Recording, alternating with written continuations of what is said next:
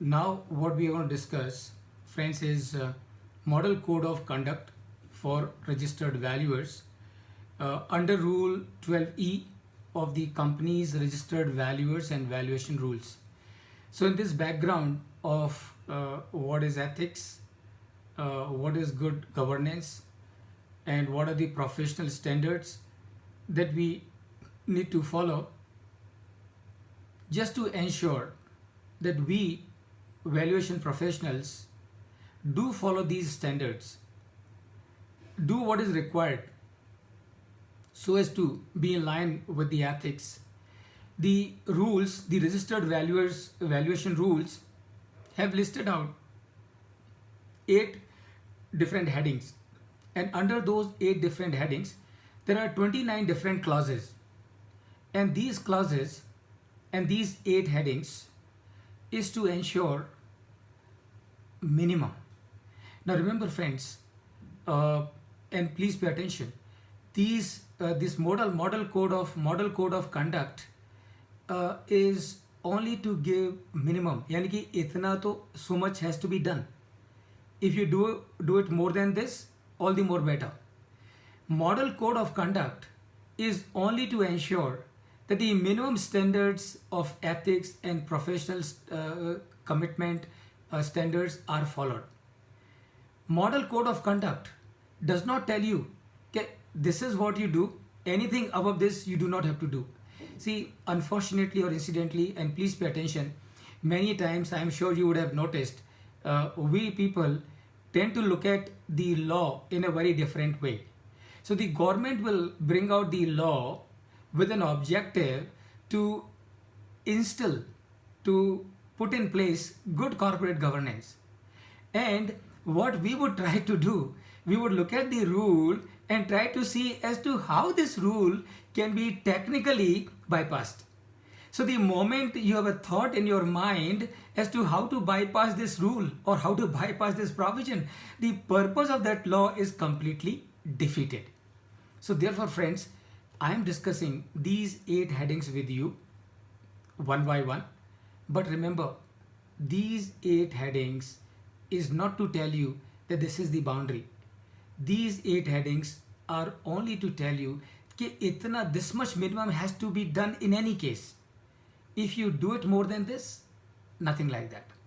And friends, if you really ask me, if one has to be ethical, if one has to be concerned about corporate governance, if one has to think about the professional standards, now really speaking, that person should not have a need to refer a document to check whether he is being ethical or not. He does not have to refer a book and to see as to whether he is following the corporate governance or not, because that is something that tells you inherently. The moment you and I, the God has given us the power to know as to what is wrong and what is right. So the moment I am doing something wrong, I do not have to go and ask the world and ask them what I am doing is right or wrong. I would automatically know, yes, this is wrong and this is right. So the moment I know that what I am doing is wrong, no need to open any book. If I know this is wrong, it is wrong, and I do not have to do it. And the ethics are taken care of, governance is taken care of, standards are taken care of.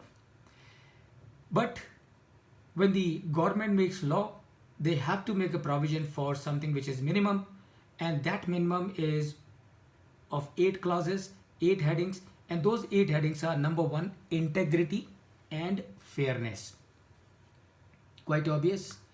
Integrity and fairness is simply means that whatever you do,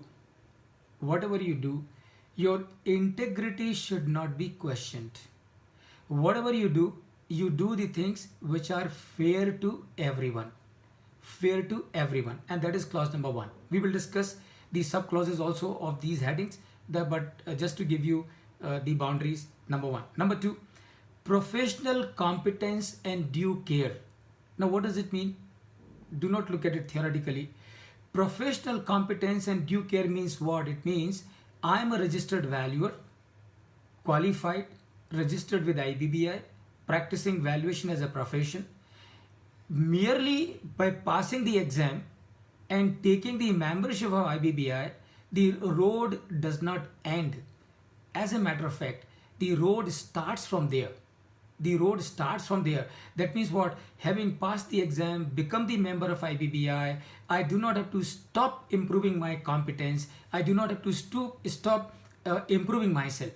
And that is the meaning of professional competence. So whatever assignments that I get from my clients, got to ensure that I take due care and execute those assignments in the best possible way, so as to ensure that the expectations and the purpose of my client is fully met, right? Isn't it? So whenever somebody is coming to us asking for the valuation, please remember, when somebody is coming to us asking for the valuation of land and building, he is not coming to us asking for the valuation of land and building because he wants to get a figure from us. No, he is coming to us asking for the valuation of land and building because he wants to take a decision. That decision may be to purchase that land and building, the decision may be to sell that land and building, the decision may be to take that land and building on lease, or whatever it can be. So he is coming because he wants to take a decision. And what we have to do with our professional competence and due care, we have to ensure that the valuation that we do is empowering him to take a well-informed decision. That's clause number 2. Clause number 3, or the heading number 3, independence and disclosure of interest. Now please remember, it is not that before 2017, when these rules were brought into existence, it is not that.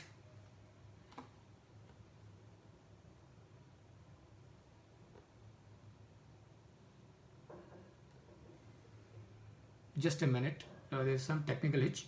We'll just set it right, and then I would come back again.